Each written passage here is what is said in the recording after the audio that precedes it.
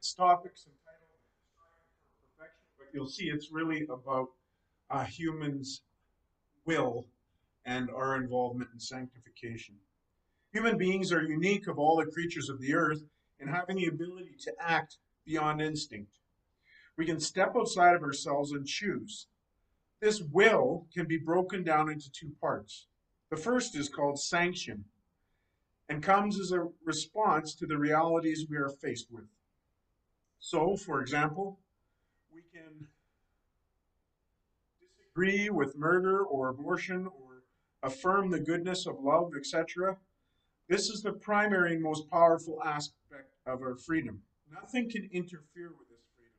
Not mood, not sickness, not torture. And it is not true, and is it not true, to add even God Himself won't interfere with this? The second aspect is our will to act. This is also a profound gift from God, but is far more narrow and limited. We can always sanction what is going on around us, that is, respond to values, but we cannot always act as we will. There are some things we simply cannot do. Pull the moon down to the earth, for example, or even lift a bus. Then there are many things that we may be able to do, like write a letter, show an act of kindness, etc.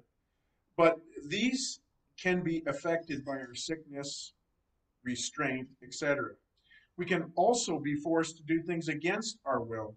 Still, as much as it is in our power, God calls us to the freedom to do what is right.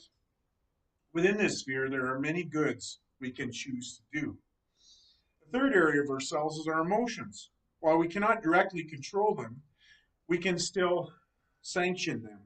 That is, agree with those emotions that properly meet the situation and oppose those that are against it.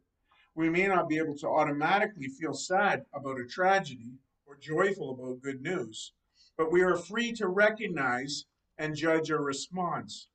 And that can help us in turn towards a proper emotional response.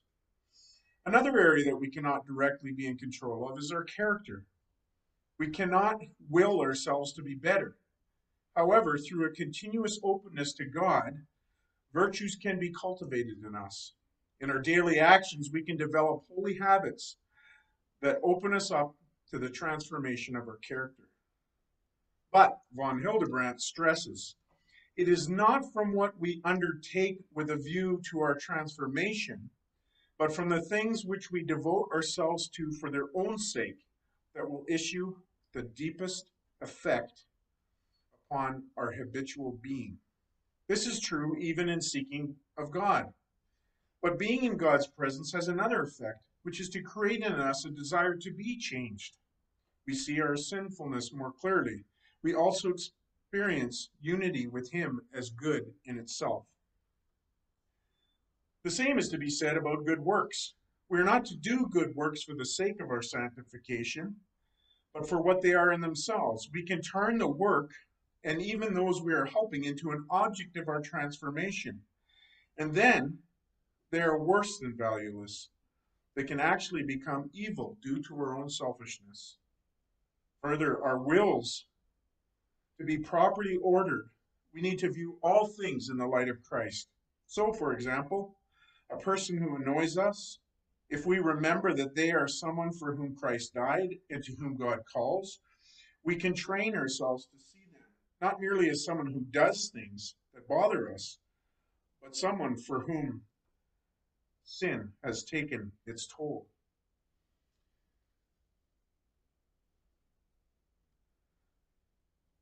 Ascetical practices such as fasting, silence, etc., can help us by making room for God's Spirit to work in us and to help us gain clarity on what is really important. It helps us not fall into triviality about our life by reminding us that there is far more to being human than what currently has a hold of us. It's an antidote for being too focused on created goods. For the same reason, we should avoid the trivial. Work also is an aid to our transformation because it is ordained by God as using our wills and engaging in purposeful action. Ultimately, God calls us to will what He wills, to freely choose the good, and answer the call to follow me. That's an overview of what we'll be discussing tonight. Hey, Merry Christmas.